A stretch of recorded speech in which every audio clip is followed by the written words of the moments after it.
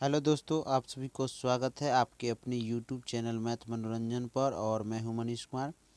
दोस्तों, आज हम लोग क्लास 10th के फिजिक्स के पहले चैप्टर यानी प्रकाश के परावर्तन से संबंधित कुछ क्वेश्चन लेके आया हूं।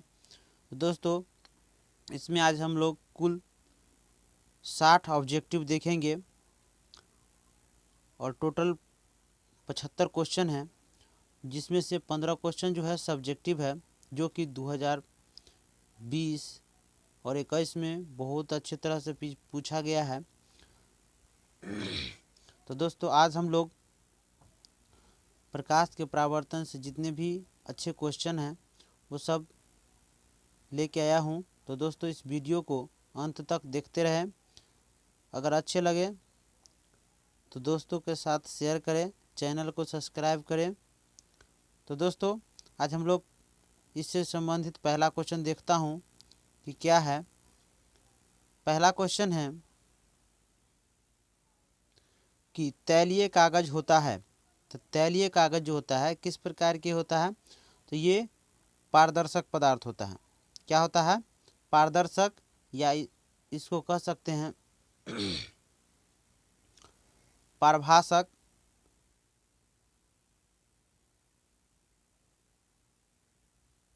ठीक है, क्या कह सकते हैं? पारभासक, यानी इसको पारभासी पदार्थ भी कहा जाता है। दूसरा क्वेश्चन है कि दर्पण द्वारा उत्पन्न आवर्धन का ऐसा मात्रक क्या होता है? तो ये मात्रक विहीन होता है, यानी इसका कोई मात्रक उत्तरक नहीं होता है। ठीक है, अगला क्वेश्चन है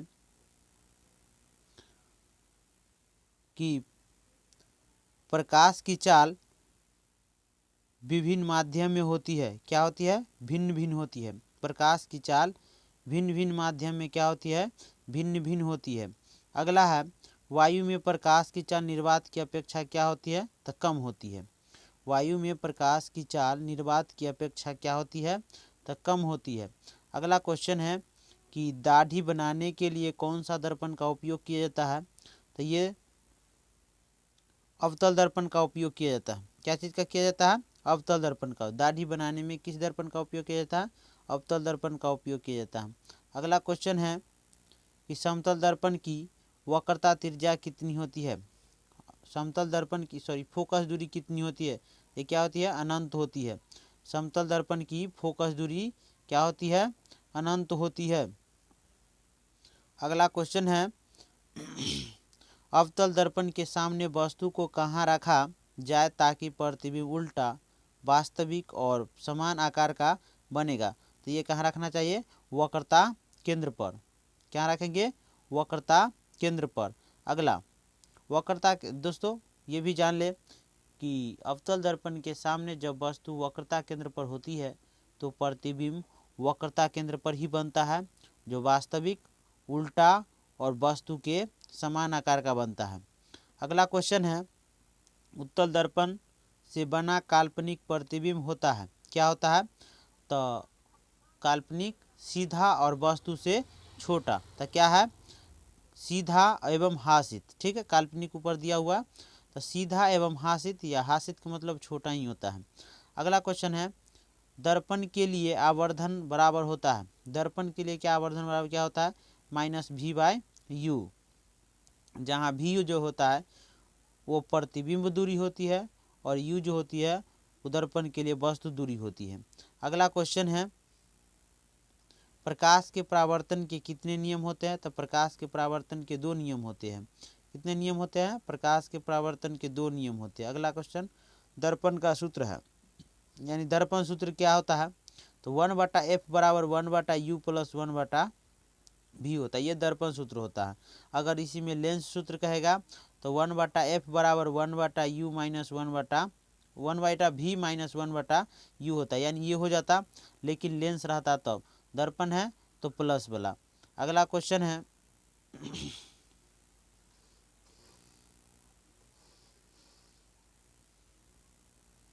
अगला क्वेश्चन है उत्तल दर्पण में प्रतिबिंब बनता है, यानी कहाँ बनता है? कैसा बनता है? तो ये हमेशा काल्पनिक ही बनता है। कैसा बनता है? हमेशा काल्पनिक या आभासी बनता है। नेक्स्ट क्वेश्चन है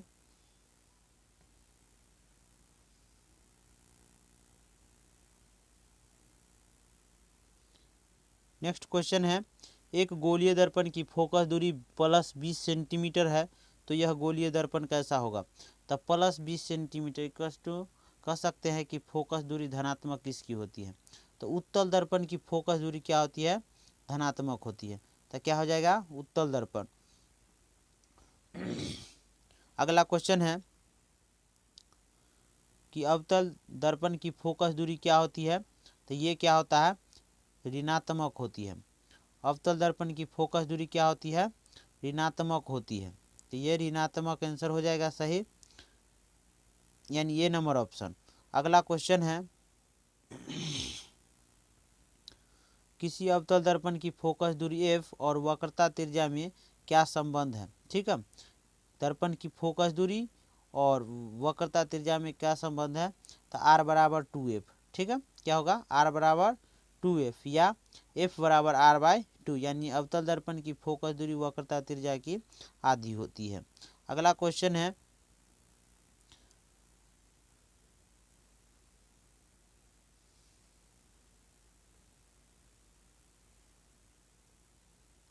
कि जब प्रकाश एक माध्यम से दूसरे माध्यम में प्रवेश करती है तो निम्न में से क्या अपरिवर्तित रहता है। तो प्रकाश जब एक माध्यम से दूसरे माध्यम में प्रवेश करती है तो उसका रंग और आवृत्ति चेंज नहीं होता है, यानी नहीं बदलता है। तो क्या आंसर हो जाएगा, आवृत्ति। अगर रंग रहता तो रंग भी आंसर हो जाता, लेकिन है नहीं, तो क्या हो जाता, आवृत्ति। और ये चाल, तरंग दैर्घ्य और आयाम ये सब क्या होता है, बदल जाता है, लेकिन उसकी आवृत्ति और रंग नहीं बदलता है। अगला क्वेश्चन है, यदि किसी अवतल दर्पण के ध्रुव से उसके फोकस दूरी 25 सेंटीमीटर है तो फोकस से वक्रता केंद्र की दूरी क्या होगी। तो दोस्तों दर्पण के ध्रुव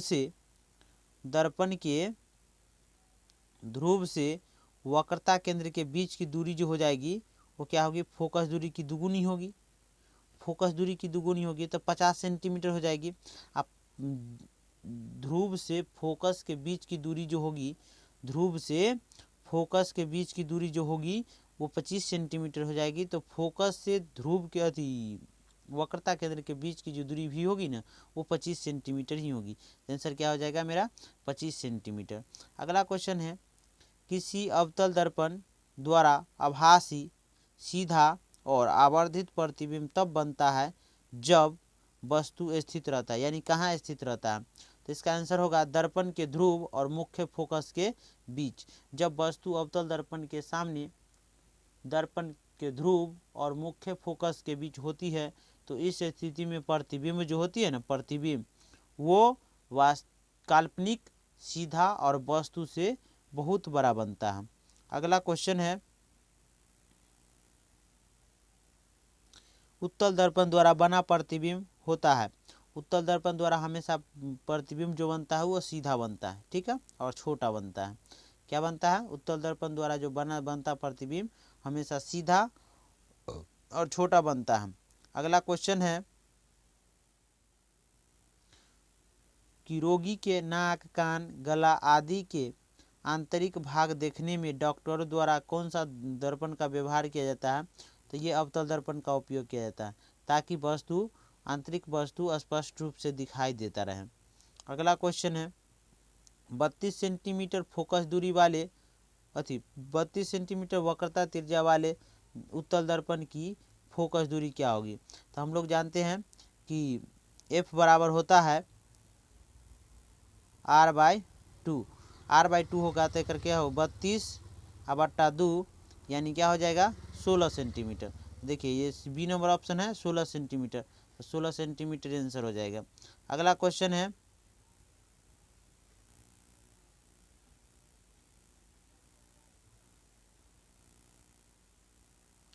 नई कार्तीय चिन्ह परिपाटी के अनुसार दर्पण के सामने रखे गए बिंब की बिंब दूरी क्या होती है, ली जाती है। तो ली जाती क्या होता है, पता है, नई कार्तीय चिन्ह परिपाटी के अनुसार दर्पण के सामने रखे गए बिंब की बिंब दूरी ली जाती है। यह हमेशा ऋणात्मक ली जाती है। जैसे कहेगा कि मान लेते ये अवतल लेंस है, अवतल दर्पण है, ठीक है, ये मुख्य अक्ष है। अब ये दर्पण के परावर्तक सतह की ओर जितना भी इन्हें दूरी मापेंगे ना, ये सब क्या होगा, ऋणात्मक हो जाएगा। क्या हो जाएगा, माइनस में हो जाएगा, ऋणात्मक। और ये परावर्तक सतह के विपरीत ओर कहेगा तो ये धनात्मक हो जाएगा।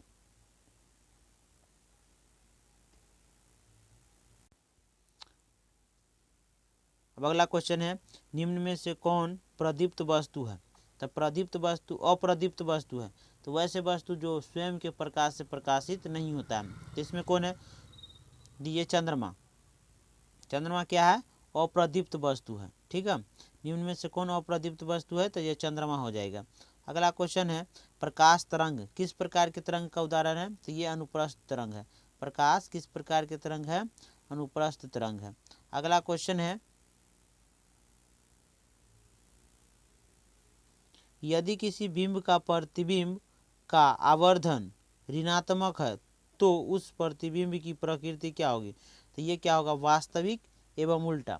ठीक है, वास्तविक प्रतिबिंब का आवर्धन ऋणात्मक होता है एवं काल्पनिक प्रतिबिंब का आवर्धन जो होता है वो धनात्मक होता है। तो वास्तविक प्रतिबिंब हमेशा वस्तु की अपेक्षा उल्टा होती है, इसीलिए वास्तविक एवं उल्टा हो जाएगा। अगला, निर्वात में प्रकाश की चाल कितनी होती है। निर्वात में प्रकाश की चाल कितनी होती है, तो क्या होता है, 3 × 10⁸ मीटर प्रति सेकेंड।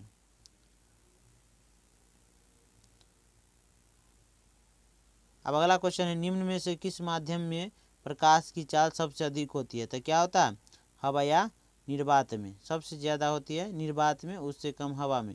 तो निम्न में से कौन किस में प्रकाश की चाल अधिक होती है, तो निर्वात कहेगा या हवा कहेगा। अगला क्वेश्चन, प्रकाश की किरणें गमन करती है किस रेखा में, तो सीधी रेखा में गमन करती है। ठीक है, प्रकाश की किरण गमन करती है किस रेखा में, सीधी रेखा में। अगला क्वेश्चन है कि जल में प्रकाश की चाल कितनी होती है। तो जल में प्रकाश की चाल 2.25 × 10⁸ मीटर पर सेकेंड होती है। जल में प्रकाश की चाल कितनी होती है, 2.25 × 10⁸ मीटर प्रति सेकेंड होती है। अगला क्वेश्चन है, यदि आपतित किरण को नियत रखते हुए दर्पण को 30 डिग्री से घुमा दिया जाए तो परावर्तित किरण घूम जाएगा कितना डिग्री से, 60 डिग्री से। यदि आपतित किरण को नियत रखते हुए दर्पण को अगर थीटा कोण से घुमा दिया जाता है तो परावर्तित किरण 2 थीटा कोण से घूम जाती है। ठीक है, तो अगर 30 डिग्री से घुमाया जाए आपतित किरण को तो दर्पण को, तो परावर्तित किरण 60 डिग्री से घूम जाएगा। अगला क्वेश्चन है, मोटर गाड़ी के चालक के सामने लगा होता है किस प्रकार के दर्पण, तो उत्तल दर्पण लगा होता है। मोटर गाड़ी के चालक के सामने किस प्रकार के दर्पण लगा होता है, तो उत्तल दर्पण लगा होता है। अगला क्वेश्चन है, एक गोलीय दर्पण की फोकस दूरी वक्रता त्रिज्या की क्या होती है, तो आधी होती है। एक गोलीय दर्पण की वक्रता फोकस दूरी उसकी वक्रता त्रिज्या की आधी होती है। अगला क्वेश्चन है, कहाँ पर स्थित वस्तु का प्रतिबिंब अवतल दर्पण में फोकस पर बनता है, तो अनंत पर। ठीक है, कहाँ पर स्थित वस्तु का प्रतिबिंब अवतल दर्पण में फोकस पर बनता है, तो ये अनंत हो जाएगा। अगला क्वेश्चन है, उत्तल दर्पण की फोकस दूरी होती है, तो उत्तल दर्पण की फोकस दूरी क्या होती है, धनात्मक होती है। उत्तल दर्पण की फोकस दूरी क्या होती है, तो धनात्मक होती है। अगला, समतल दर्पण का आवर्धन होता है, तो ये +1। ठीक है, क्योंकि अगर -1 रहता तब वास्तविक होता, लेकिन वास्तविक तो बनता नहीं है, क्या बनती है, काल्पनिक। तो काल्पनिक हमेशा आवर्धन का, काल्पनिक प्रतिबिंब का आवर्धन धनात्मक होती है, इसलिए समतल दर्पण का आवर्धन क्या हो जाएगा, धनात्मक हो जाएगा। अगला क्वेश्चन है, निर्देशांक चिन्ह परिपाटी में सभी दूरी मापी जाती है, कहाँ से मापी जाती है, तो ध्रुव से मापी जाती है। कहाँ से मापी जाती है, ध्रुव से। नई निर्देशांक चिन्ह परिपाटी में सभी दूरी कहाँ से मापी जाती है, तो ध्रुव से मापी जाती है। अगला क्वेश्चन है, आपतित प्रकाश की दिशा में मापी गई सभी दूरियां क्या होती है, धनात्मक होती है। आपतित प्रकाश की दिशा में मापी गई दूरी जो होती है वो धनात्मक होती है। अगला क्वेश्चन है, यदि किसी दर्पण द्वारा बने प्रतिबिंब का आकार वस्तु के आकार के हमेशा बराबर है तो वह दर्पण कैसा होगा, तो समतल दर्पण होगा। ठीक है, हमेशा समतल दर्पण में ही वस्तु के आकार का प्रतिबिंब बनता है। तो दोस्तों याद करके रखें कि समतल दर्पण में हमेशा वस्तु के आकार का प्रतिबिंब बनता है। अगला क्वेश्चन है, कि दर्पण से कहीं भी स्थित वस्तु का प्रतिबिंब हमेशा सीधा बनता है। तो यह दर्पण कैसा होगा, तो या तो समतल होगा या नहीं तो उत्तल होगा। ठीक है, समतल दर्पण में कहीं भी स्थित वस्तु का प्रतिबिंब हमेशा सीधा बनता है। तो इसका कहने का मतलब ये समतल होगा या नहीं तो उत्तल दर्पण होगा। अगला क्वेश्चन क्या होगा, अगला क्वेश्चन है निम्न में से किस दर्पण द्वारा वास्तविक एवं काल्पनिक दोनों प्रकार के प्रतिबिंब बनता है। तो ये कौन होगा, अवतल दर्पण। अवतल दर्पण ही किसी वस्तु का काल्पनिक और वास्तविक दोनों प्रकार के प्रतिबिंब बना सकता है, अन्यथा दूसरा कोई दर्पण नहीं बना सकता है। अगला क्वेश्चन है वस्तु से बड़ा आभासी प्रतिबिंब किस दर्पण से प्राप्त किया जाता है। तो वस्तु से बड़ा आभासी प्रतिबिंब प्राप्त करने के लिए अवतल दर्पण का उपयोग करेंगे। ठीक है, वस्तु से बड़ा आभासी प्रतिबिंब प्राप्त करने के लिए अवतल दर्पण का उपयोग किया जाता है। अगला क्वेश्चन है कहाँ पर स्थित होने से वस्तु का वास्तविक प्रतिबिंब अवतल दर्पण के वक्रता केंद्र पर बनता है। वक्रता केंद्र पर बनता है, तो क्या होगा, वक्रता केंद्र पर ही। जब अवतल दर्पण में वक्रता केंद्र पर वस्तु रहती है तो प्रतिबिंब वक्रता केंद्र पर ही बनता है। अगला क्वेश्चन है वस्तु से छोटा और आभासी प्रतिबिंब इनमें से किस दर्पण से प्राप्त किया जा सकता है। तो ये होगा क्या चीज़, उत्तल दर्पण, क्योंकि उत्तल दर्पण से ही हमेशा वस्तु से छोटा प्रतिबिंब प्राप्त कर सकते हैं। ठीक है, आभासी प्रतिबिंब वस्तु से छोटा प्राप्त करने के लिए उत्तल दर्पण का उपयोग किया जाता है। अगला क्वेश्चन है एक गोलीय दर्पण की फोकस दूरी 12.5 सेंटीमीटर है।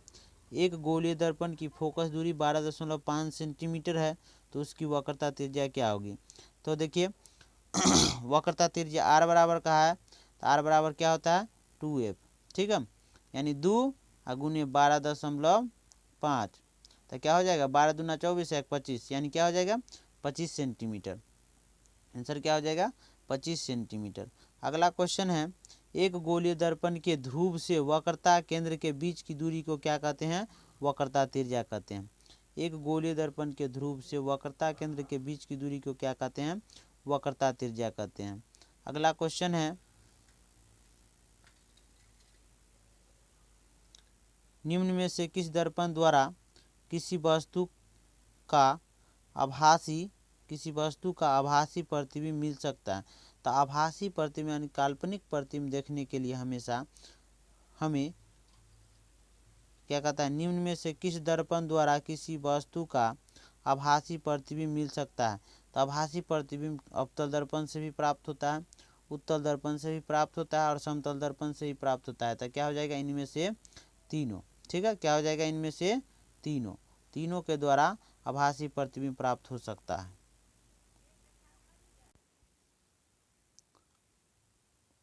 अब दोस्तों अगला क्वेश्चन है कि किसी गोलीय दर्पण जब आपतित किरण उसके वक्रता केंद्र से होकर गुजरती है तब परावर्तित किरण क्या होगा। ठीक है, गोलीय दर्पण के वक्रता केंद्र से जाती प्रकाश की किरण दर्पण से परावर्तन के बाद जो होता है ना, वक्रता केंद्र से ही लौट जाती, यानी अपने पूर्व पथ से लौट जाएगी। ठीक है, तो याद करके रखिएगा कि जब कोई प्रकाश की किरण दर्पण के वक्रता केंद्र से जाती है तो वो परावर्तन के बाद पुनः उसी पथ पर वापस लौट जाती है। ठीक है दोस्तों, ऐसे याद करके रखेंगे। अगला क्वेश्चन है यदि आप एक स्थिर समतल दर्पण की ओर 4 मीटर पर सेकेंड की चाल से चल रहे हैं तो आपका प्रतिबिंब आपकी ओर जो है किस चाल से आता हुआ प्रतीत होगा। तो क्या हो जाएगा, बस दुगुना चाल से आता हुआ प्रतीत होगा। यदि आप दर्पण यानी समतल दर्पण की ओर भी वेग से जाते हैं तो उस समतल दर्पण में आपका प्रतिबिंब जो है ना वो 2 भी वेग से आता हुआ प्रतीत होगा। अगला क्वेश्चन इसी में पूछता है समतल दर्पण में कि समतल दर्पण में किसी वस्तु का पूर्ण प्रतिबिंब प्राप्त करना होता है तो समतल दर्पण की लंबाई वस्तु की लंबाई का कितना होना चाहिए, तो सिर्फ आधी होना।